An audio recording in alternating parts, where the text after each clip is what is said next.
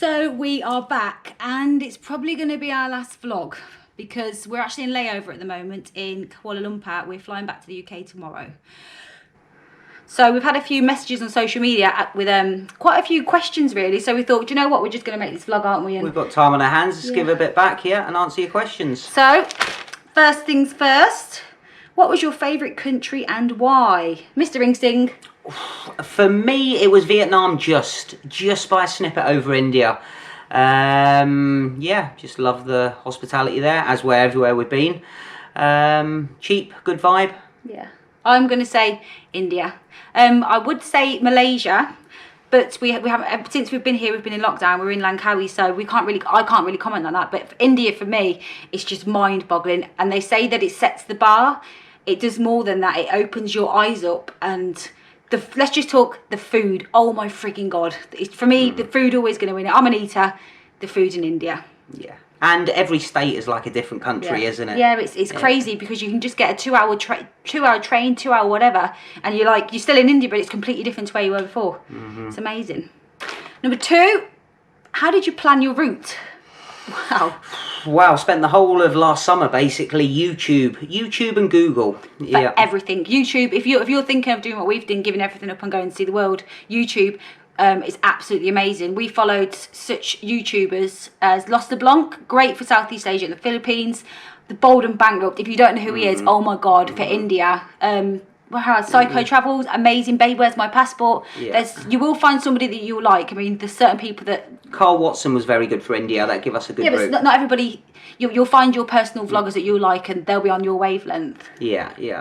So just basically world of YouTube. Get down, notepad and pen, and go for it. Yeah, we write down where I want to go, where Scott wants to go, what I didn't want to do, what Scott didn't want to do, and it's just you've got to look at your seasons. Yeah, seasons is a must. You don't want to get to the wrong place at the wrong time and it's closed, obviously. We use the government sites for safety. Where are we going? Are they actually going to be safe? Yeah, that was it really. We kind of had it all planned before we got to that country. Yeah. Instead of panicking. You would believe it or not, if you've seen the vlogs, that has actually planned chaos. Apart from Gokana, if you haven't seen that one. Oh my god.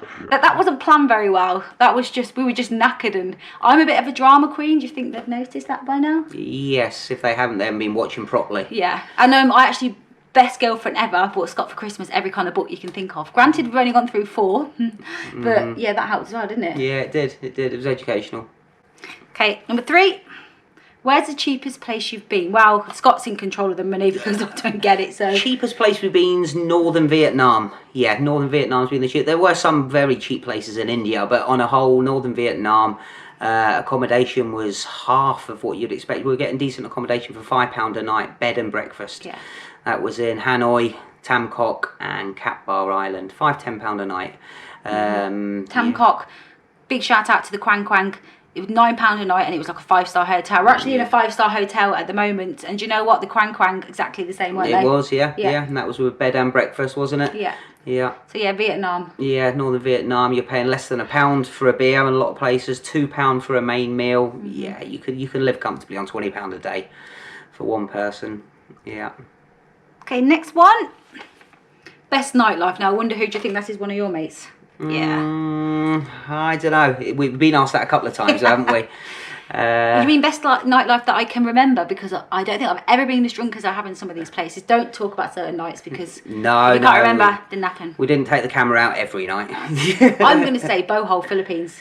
Bohol was very good, down Alona Beach Strip. Oh my god, that beach, I think I mentioned it in the vlog. It looks like that the gods have sat there and they've just placed it there. It's absolutely picturesque. Vietnam, Ho Chi Minh. Oh my god, Ho Chi Minh Walking Street. Pub Street. Oh my god, Pub Street. My god. That's good. Yeah, it's crazy. Very good. You get your deals, obviously. It's a bit of a, for those of you being Bangkok, it's a bit of a Koh San Road when it's in full swing. Plenty to do there. Yeah, I forgot I sent you out with a GoPro on the pool, didn't I? How did that work? It was quiet that night. Oh, was it? It was a weeknight. Yeah, I was having a bad hair day. Okay, next one. How'd you put up with Amy? Thanks, Mom. How'd you put up with me? This is why I've done my Padi diving course. If something happens, I just go and sink to the bottom of the ocean. That will do me a couple of days at the bottom of the ocean, and then she calms down. Right, moving on quickly. Scariest moment. Scariest moment.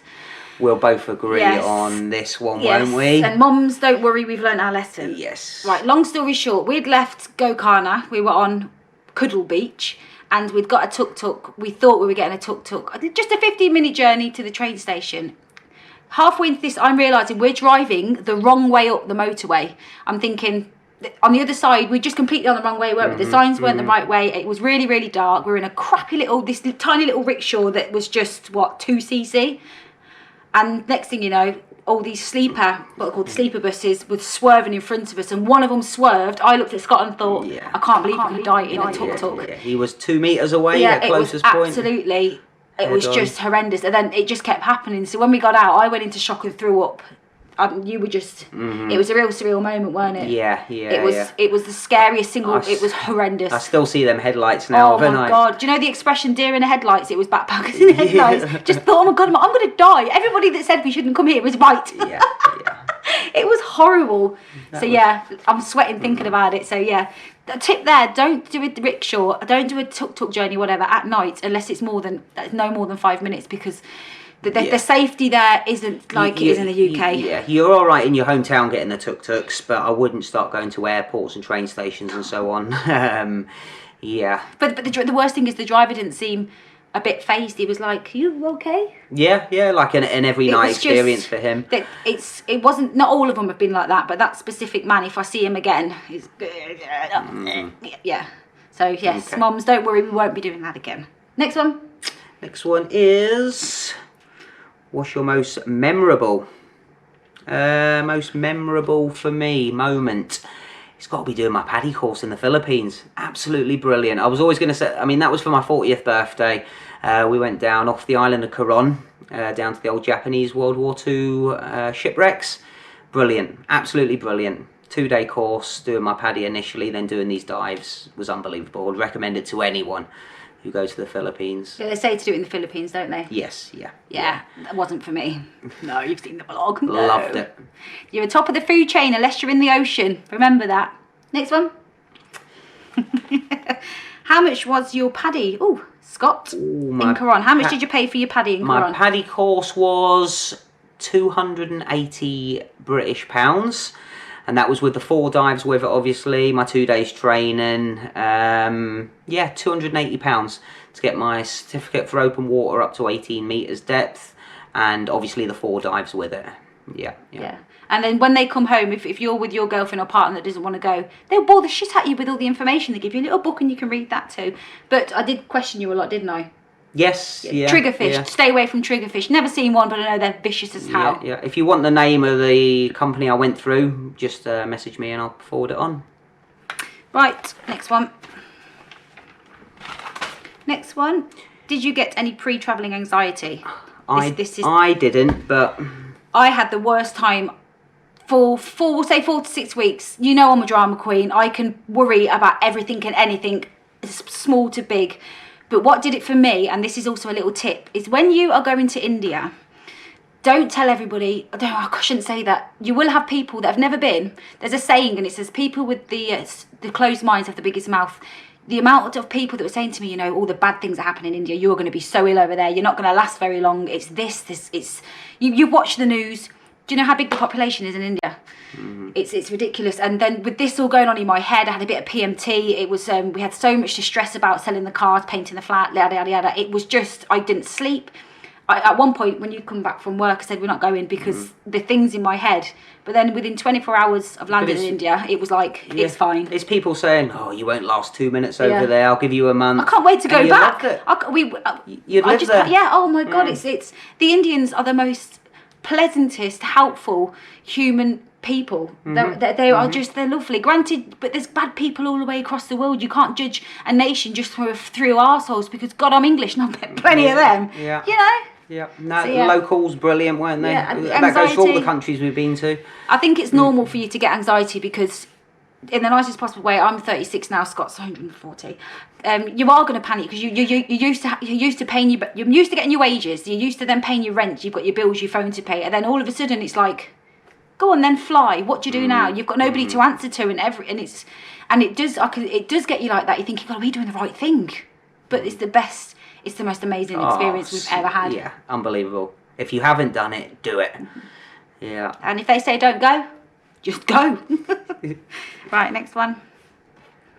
Did you actually get Dally Belly? That's the first question I ask everyone. That goes to India. Oh, how ill were you? Yeah. Wasn't ill once. No. Not once in India. I was only once in Vietnam throughout the whole trip. That was a bad night. Our neighbours moved out because we were both on that toilet a lot. Obviously, be careful in India where you do it. If you do eat meat, just be careful where you eat it and so on. You never know. It's common sense. You're not going to go and eat chicken from a street stall that the meat, you can see the flies in it. It's got that funny colour because it's sat out in the sun.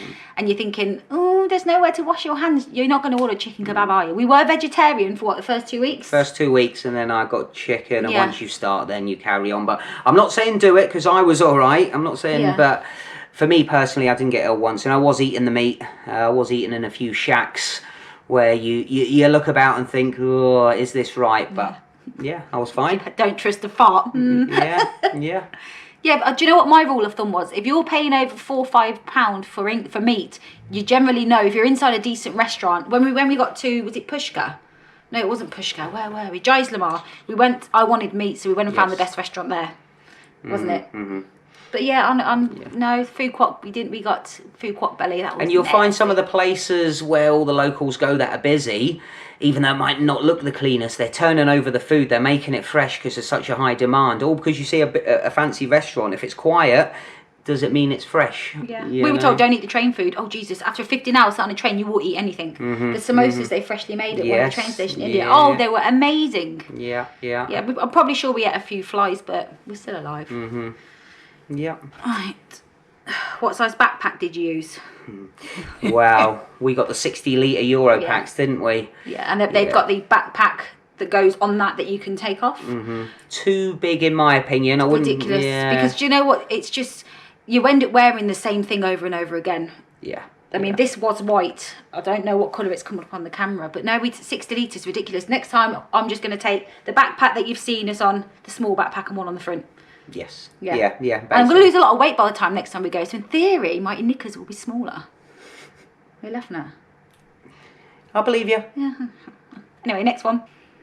Right, what was your monthly budget? I suppose this is going to be depending on countries. Yeah. Generally, Southeast Asia, well, the countries we went to anyway, you're looking at about probably £1,000 per person, so 2,000 a couple. But remember, we're posh month. Backpackers, and we are a little. But to be fair, we didn't go extra, and we didn't go really low budget. We were in the middle. Areas. The Philippines allow more than that because there is a lot of travelling involved to get from island to island. This is planes, obviously, and Your boats. Yeah. Food isn't that cheap there. Vietnam, we were chatting to a lot of young backpackers there, and they were about $1,000 a month for themselves. India, obviously Goa was more expensive than other parts of India. Just depends, but general rule of thumb, probably just over $1,000 a month. Yeah. Again, research. If you're going somewhere and they've got the zip lines because we didn't research that, put it in your budget, and it is about that, isn't it? Yeah. And it's what you're willing to live like. I mean, I think we were backpacking for 2 weeks, and in the end, I had a complete meltdown. I was like, nope,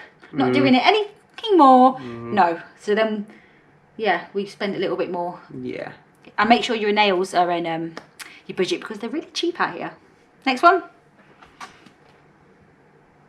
What have you learnt from backpacking? What have we learnt? I'm going to start this. Go. I've learnt, I'm going to be very careful how I word things, that the word white privilege gets thrown about, but it makes you realise how lucky that we are to be born where we are. We've won the lottery because when you're in school and you leave school and you're thinking about education, boring, who the hell wants that? But do you know what, we so many people we have to go to school. You are so lucky to be able to go and get a basic education, to be able to go to university, and to be live in a country where there is everything's just so different. Food on your table, basically. You've got so many more opportunities to be able to. It just makes me think. I've been so lucky, and I've also wasted a lot of my life. There's so much more to life than there was materialistic crap. There was a couple of areas where you could tell Dad was out fishing so the kids could eat that night. Just basically today's catch, you know. There was one family in Powlum, and the little boy was working. He goes to school. So when he's 10 years old, he goes to school till 2, and then he starts the night shift with his dad. And he was only about 7. Well, no, that one was one of us. Was Yes, yeah. When they go to work, they walk up and down the beach and they style stuff, and you're thinking, God, this Western kid's out there moaning because he ain't got the new iPhone. Yeah. Okay, it's something that's relevant to us now because we've seen it, and until I've been a spoiled brat. I've been the biggest brat known to man, moaning because I can't get my hair appointment or on my nails. I mean, look. This is something else that I've learned. I used to be so vain. I had to always have my hair done, always had to have my nails done. You've seen some footage of me. I have to have makeup on. You're lucky if I brush my teeth and change my knickers nowadays. And this will be something that I will take into the Western world where it just comes with, oh, you've got a few wrinkles. Oh my God, have I? There's people out there frigging starving that can't afford to feed the kids. Exactly, yeah, it does. It makes Christ. It makes you think what we moan about is it's crazy. Trivial. Western problems. That's you'll be, if you know us, you'll be hearing that saying a lot, Western problems. But I suppose it's all relevant, isn't it? Yeah. Right. I love this question. Any regrets? Any regrets? We'd do it next year. We went a year too early. Yes, yeah. We'd try and finish the trip. Yeah. We were meant to be in Australia for a month, and then we were going to Bali. Indonesia, yes. Yeah, then we're going to Fiji. We were doing the Pacific Islands, and we were hopefully going to try to get America in, but no. But do you know what? We can't moan frigging out. No, What would we have learned if we were going to sit here and be like, boo-hoo, we've got to go back to our house in England? Yeah, it is what it is. So we've been lucky to get in what we have. We met a couple of people earlier on actually in where were we? Langkawi, and they just started their trip. They've had to abandon theirs. So yeah. People say, you're so lucky to be in Langkawi and see it all. We've been in lockdown for 2 months. Yeah. So yeah, guys, I think this, like I said, it might be our last vlog. Are we travelling again? We're not going to give too much away on that. We have got a plan. It will be next year, and we've cut this trip short now because do you know what? The borders might open in a month. They might open in 6 weeks, but it's not going to go. In our opinion, it's not going to go back. You're not going to get that full experience of what you want to do. This year is a write-off, I think. So it's go home to my mum at 36. Where's that wine?